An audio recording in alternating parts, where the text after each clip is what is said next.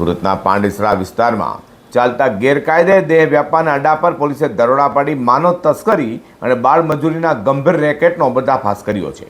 તો આ કાર્યવાહીમાં 3 લલ્લાઓને મુક્ત કરાવવાની સાથે પોલીસે ત્યાંથી 2 બાળ મજૂરોને પણ રેસ્ક્યુ કર્યા છે. સુરતના પાંડેસરા વિસ્તારમાં ગેરકાયદે રીતે ચાલતા કૂટણખાના પર પોલીસે સફળ દરોડા પાડી દેહ વ્યાપાર અને બાળ મજૂરીના ગોરખધંધાનો ભાંડો ફોડ્યો છે.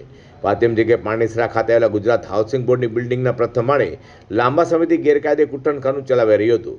જે માહિતીના આધારે પોલીસે દરોડા પાડતા સ્થળ પરથી 3 મહિલાઓને મુક્ત કરાવી હતી તેમજ 2 બાળ મજૂરોને પણ રેસ્ક્યુ કર્યું હતું. તપાસમાં સામે આવી છે કે મહિલાઓનું શોષણ કરાતું હતું અને બાળકો પાસે વિવિધ પ્રકારની મજૂરી પણ કરાવાતી હતી. પોલીસ તપાસમાં સામે આવ્યું હતું કે આ કૂટણખાનું અમિત ઉર્ફે રાજુ, અનિકેત રાજપૂત અને અંકુર પટેલ સહિતના ઇસમો દ્વારા સંચાલન કરાતું હતું અને બહારથી ગ્રાહકો બોલાવી દેહ વ્યાપારનો ધંધો ચલાવતા હતા. હાલ કૂટણખાનામાંથી પોલીસે 2 આરોપીઓની ધરપકડ કરી કૂટણખાનાના 3 સંચાલકોને પોલીસે વોન્ટેડ જાહેર કરી તેમ શોધખોળ શરૂ કરી છે.